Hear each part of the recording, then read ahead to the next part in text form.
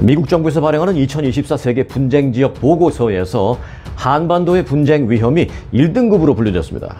연방의회 보고서 이 CPA라고 하는데요. 이 CPA는 2024년 올해 이 안보 위협 우선순위 조사 보고서를 발표했는데, 이 보고서를 통해서 세계 30개 지역을 분쟁 발생 위험 지역으로 선정한 뒤에 안보 위험을 3개의 등급으로 구분을 했습니다. 그런데 이 의회 보고서는 여기에서 이 한반도를 1등급 위험 지역으로 분류를 했다는 사실입니다. 이 보고서는 북한이 핵무기 및 장거리 탄도미사일 추가 개발을 하고 또 추가 실험을 하는 등등의 그 위기를 올해는 더욱 가중시킬 가능성이 매우 높다라면서 1등급으로 분류한 이유를 설명을 했습니다. 이와 관련해서 이 비상 상황이 발생할 경우에 미국 본토 및 미국의 동맹국 등을 직접적으로 위협하고 또 결과적으로 미국의 군사 대응을 초래할 가능성이 높다라고 부연 설명까지 했습니다. 위기가 고조되고 또 그 위기가 미국 본토에 직접적인 위협이 되면서 미국의 군사 대응으로 이어질 가능성도 있다, 높아졌다, 이런 의미인 것입니다. 자, 이런 가운데 미국이 바짝 긴장할 만한 일이 또 계속 진행되고 있습니다. 블라디미르 푸틴 러시아 대통령이 북한을 방문할 준비를 하고 있다는 것도 그 중에 하나인데요. 자, 엊그제 그 러시아 크렘린궁 대변인은 푸틴 대통령의 북한과 튀르키예 그 방문 일정에 관한 기자들의 질문에 이렇게 답변을 했습니다.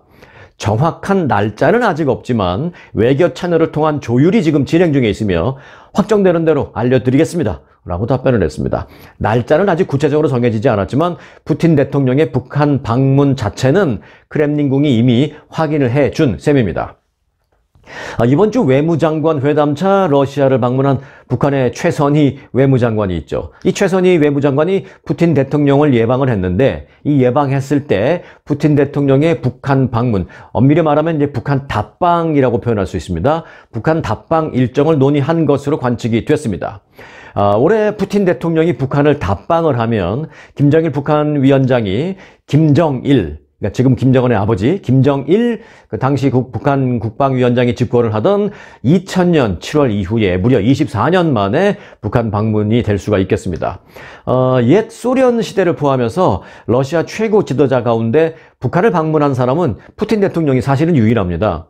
당시 러시아가 그때는 2000년대 그때는 러시아가 한반도 안정을 강조하던 그런 시기였습니다. 때문에 당시 푸틴 대통령의 북한 방문은 한반도 긴장 완화에 좀 도움이 될 것이다라는 그런 기대 속의 방문이 이루어졌었습니다. 하지만 지금은 상황이 완전히 반대입니다. 오히려 이제 상황이 완전히 역전된 그런 상황인데, 신냉전이라는 그 평가까지 나오는 현재 러시아와 북한은 유엔 안보리 결의 위반인 그 무기 거래 의혹 등등이 끊임없이 제기될 만큼 전례 없이 북한과 러시아가 군사 밀착 행보를 보이고 있기 때문에 푸틴 대통령의 그 북한 방문은 미국으로서는 지금 바짝 촉각을 곤두세울 수밖에 없는 그런 상황인 것입니다. 자, 미국 등 서방 세계는 러시아가 우크라이나를 특별 군사 작전에 필요한 포탄과 미사일을 북한에서 공급받고, 즉 러시아가 쉽게 말해서 우크라이나와 전쟁을 하는데 지금 뭐 답보 상태잖아요. 그래서 지금 필요한 여러 가지 무기를 북한에서 공급받고, 북한에게는 대신에 인공위성 기술이라든지 또 우주 관련 첨단 기술 등등을 전수해 줄 가능성이 있다라고 지금 보고 있는 것입니다. 이 재래식 무기는 많지만 우주 기술이나 현대식 무기가 좀 갈급한 북한이, 이 남아도는 재래식 무기는 일종의 좀 처리하는 형식으로 러시아에 넘기고, 러시아에게는 뭐 드리겠습니다라고 하겠습니다만은 내심 적당히 처리할 수 있는 기회가 돼서 좋네라고 생각할 수도 있습니다. 좀 일정 부분 처리하고 대신에 러시아의 발달한 우주 기술을 전수받을 수만 있다면 북한에게는 이건 상당히 무서운 얘기가 될 수 있습니다. 북한에게 무서운 얘기가 아니라 북한을 제외한 우리들에게는 무서운 얘기가 될 수 있죠.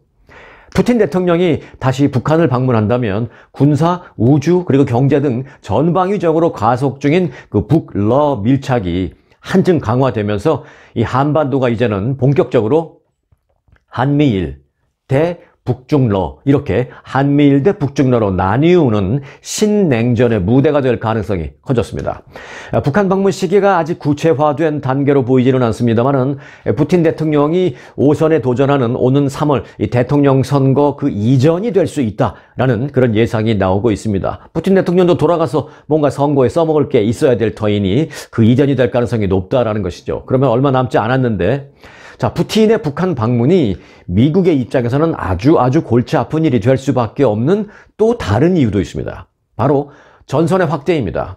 한마디로 말하면 지금 현재 그 러시아 우크라이나 전쟁에 이어서 이스라엘 하마스 전쟁 등 소위 절대로 해서는 안 되는 동시 두 개의 전쟁이라는 상황에 직면해 있는 미국은 가뜩이나 이 상황 자체도 이 컨트롤이 잘 제대로 안 되는 마당에, 요즘 뭐 이스라엘이 미국 말 안 듣잖아요. 가뜩이나 이 그 컨트롤이 안 되는 마당에 러시아와 북한의 이 급격한 밀월 관계까지 조성이 되면 뭐 세계의 전쟁까지는 아니어도 곳곳에 쥐레밭이나 마찬가지인 그런 모양새가 만들어지기 때문입니다. 더욱이 올해 대통령 선거가 있는데 이건 정말 바이든 대통령의 입장에서는 미칠 맛일 것입니다. 실제로 이 미국이 우크라이나와 중동에서 이 두 개의 전쟁에 관여하고 있는 가운데 북한이 새해 벽두부터 남한에 아주 적대적인 발언을 쏟아내면서 미국의 새로운 골칫거리를 안기고 있다라는 그런 분석이 본격적으로 미국에서도 나오고 있습니다. 미국의 국방 전문가이자 그리고 로이터 통신의 군사 관련 칼럼니스트인 피터 앱스 박사는 2024년 올해의 이 폭풍 같은 시작 속에서 북한이 새로운 미국의 골칫거리를 안겨주고 있다라는, 이게 뭐 제목이에요. 제목이 좀 길죠? 이런 긴 제목의 로이터 통신의 칼럼을 썼는데요. 이 칼럼에서 북한의 그 최근 도발이 김정은 국무위원장이 1950년 이후에 사실상 전쟁 상태로 남아있는 이 한반도 지역에 가장 위험한 시대를 열 수도 있다는 신호를 보낸 것이다 라는 그런 분석을 냈습니다. 일단 결론은 그렇습니다. 자, 좀 자세히 들어가 보면 그는 북한이 오랫동안 서방 세계로부터는 가장 위험한 불량 국가로 여겨져 오면서 사실상 고립된 시기를 겪어왔지만 최근에는 중국 그리고 러시아와의 외교 협력이 좀 활발해지기 시작하면서 이전보다는 좀 덜 고립된 상태가 되고 있다라고 지적했습니다. 특히 중국과 러시아가 자국 사정과 연결해서 이 북한과의 관계를 자국의 이해관계 때문에 북한과의 관계를 조금 더 밀착시키는 그런 방향으로 나아가고 있다는 게 걱정이다라는 분석입니다. 이에 따라서 이 미국 정부 안팎에서는요, 한국에 대한 위협이 고조되고 있는 상황에서 중국이 미군을 좀 분할하는 그런 이점을 갖게 될지도 모른다라는 경고가 나오고 있습니다. 이건 이제 무슨 말이냐면요, 이제 대만 문제로 미국과 중국이 이제 극도의 긴장 상태에 있는데 미국이 신경 써야 할 곳이 이곳 저곳으로 분산이 되면 그러니까 미국이 한반도에도 지금보다 훨씬 더 많은 신경을 써야 하게 되면, 또 한반도가 지금보다 훨씬 더 좀 위험한 우려스러운 상황이 되어버리면 미국이 대만에 군사적으로 가입하는 것이 상당히 부담스럽게 되는 그런 상황을 중국이 원한다는 것입니다. 또 그런 상황을 중국이 일부러라도 만들어가고 있다는 것이 그게 아주 위험하다는 것입니다. 그런 차원에서 중국은 북한과 더욱 밀착하려고 한다거나 심지어는 북한이 어떤 그 국지적인 군사 행동을 하면서 미국의 신경을 한반도로 돌리려는 시도를 실제로 할 수도 있다라는 분석이 나오고 있습니다. 이게 꼭 북한 자체의 의도만이 아니라 중국과 러시아도 자기들의 이익을 위해서 지금 미국의 신경을 분산시키는 일이 필요하기 때문에 북한에 그거는 그렇게 사주할 수도 있다는 것입니다. 과거의 6.25 전쟁도 어떻게 됐습니까? 결국은 중공과 소련의 사주에 의해서 거의 그렇게 이루어진 것이죠. 중공과 소련이 뭐 사주까지는 아니어도 오케이 라는 사인을 보내지만 않았더라면 김일성은 과연 감히 그렇게 하지 못했을 것입니다. 자, 지금 그런 상황이라는 것입니다. 지금도 바로 이런 게 이제 위험한 일이라는 것입니다. 모든 전쟁은 그야말로 아주 작은 트리거 하나에서 비롯되는 경우가 많기 때문에 상당히 걱정입니다. 실제로 중국은 한반도 위기 상황을 만들어서 한반도 미군의 재배치 등을 유도할 수 있다라는 생각을 갖고 있는 것입니다. 자, 또 거기에다가 러시아의 푸틴까지 북한과 이제 밀착하기 시작하면서 첨단 우주 기술을 전수해주는 그런 상황까지 오게 되면 북한의 오판을 불러일으킬 수도 있다라는 걱정인 것입니다.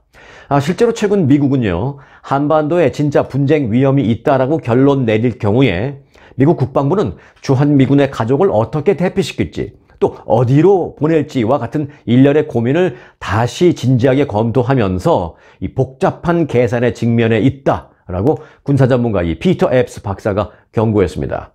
특히 이제 우크라이나 전쟁 이후에 북한과 러시아가 한층 가까워지고 있는 현 상황에서 한 가지 눈여겨볼 것은 요 며칠 그 김정은이 부쩍 대한민국에 대한 격한 발언을 쏟아내고 있다는 것입니다. 남한은 동족이 아니라 이제부터는 굴복시켜야 하는 대상이다 라고까지 이제 말을 했는데요. 이는 이제 푸틴 러시아 대통령이 우크라이나를 침공하기 직전에 우크라이나에 으름장을 놓은 그런 발언과 아주 비슷한 발언입니다. 아주 비슷한 상황을 만들고 있는 것입니다.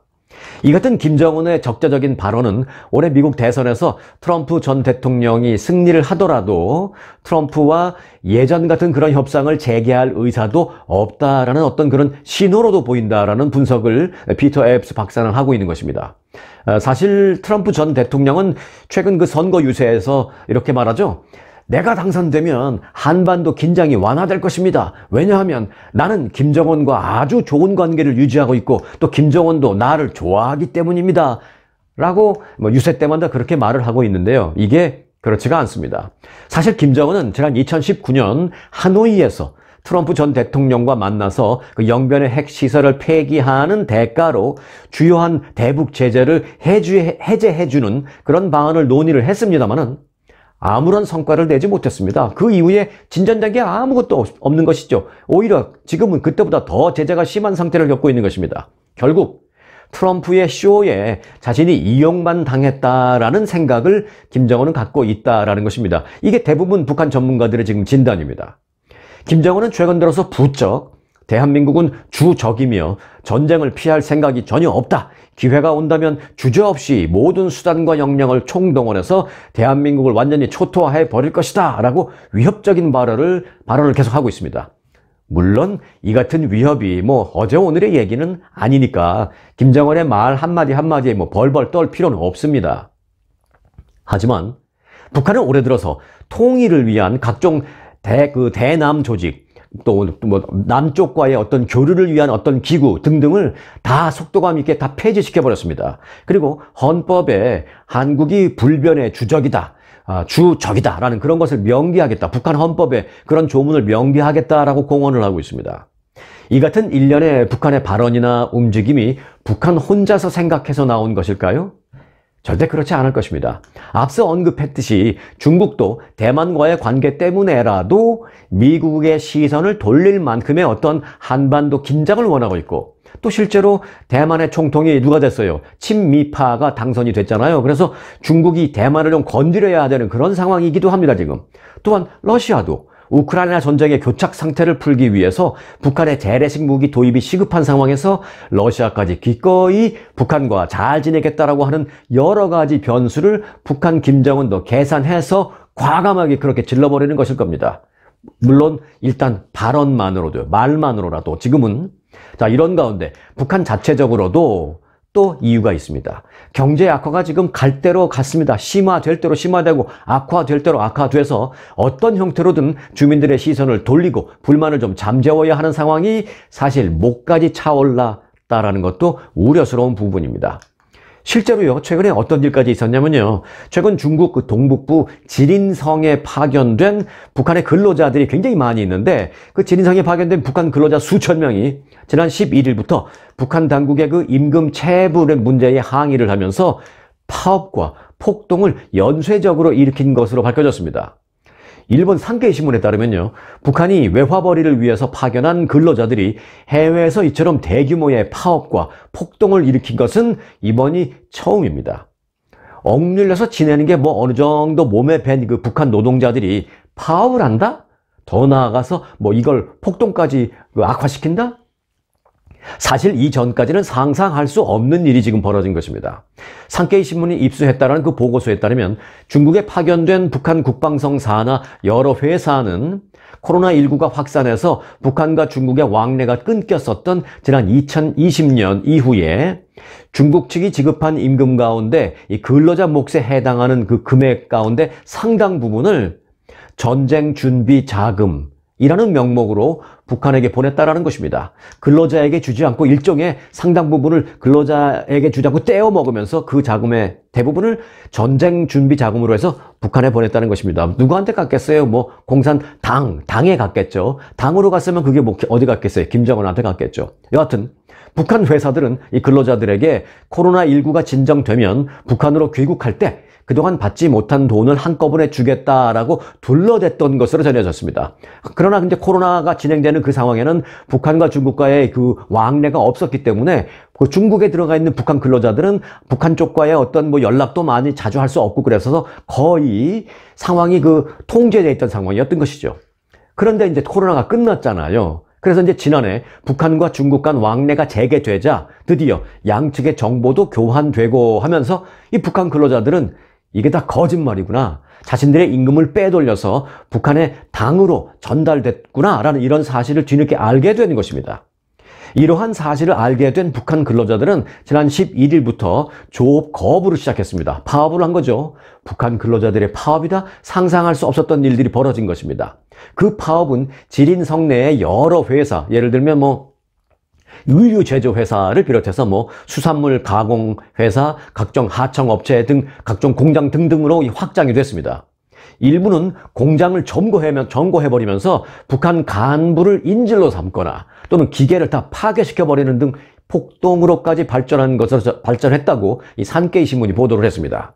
자, 이 소식을 들은 김정은은 결국 이 사건을 특대형 사건으로 지정해서 국가보위성 요원을 급파했습니다. 그래서 일단 임금을 즉시 지불하는 조건으로 사태를 급하게나마 수습한 것으로 알려졌습니다. 하지만 정말 100% 임금을 다 돌려준 것인지 아니면 일정 부분 돌려주면서 잘 다독거리면서 일단 수습을 한 것인지 더 구체적인 내용은 아직은 알려지지 않았습니다만 일단은 좀 폭동 사태 자체는 좀 수습한 것으로 잠재운 것으로는 알려지고 있습니다. 자, 이 사태를 수습하면서 김정은은 무슨 생각을 했을까요? 야, 이거 안 되겠는데 아무래도 뭔가 그 주민들의 불만을 다른 데로 좀 돌릴 만한 뭔가가 필요하지 않겠소? 라는 그런 생각을 했을 건 뻔한 일입니다. 최근에 이어지고 있는 일련의 사건과 상황들이 그래서 심상치 않다는 것입니다. 절대 늘 그래 왔듯이 한바탕 시끄럽다가 결국은 다시 조용해질 것이다 라고 방심해서는 절대 안 될 것입니다. 평화는 방심하지 않아야 지킬 수 있는 것이기 때문입니다. 오늘 영상은 여기까지만 전해드리겠습니다. 고맙습니다.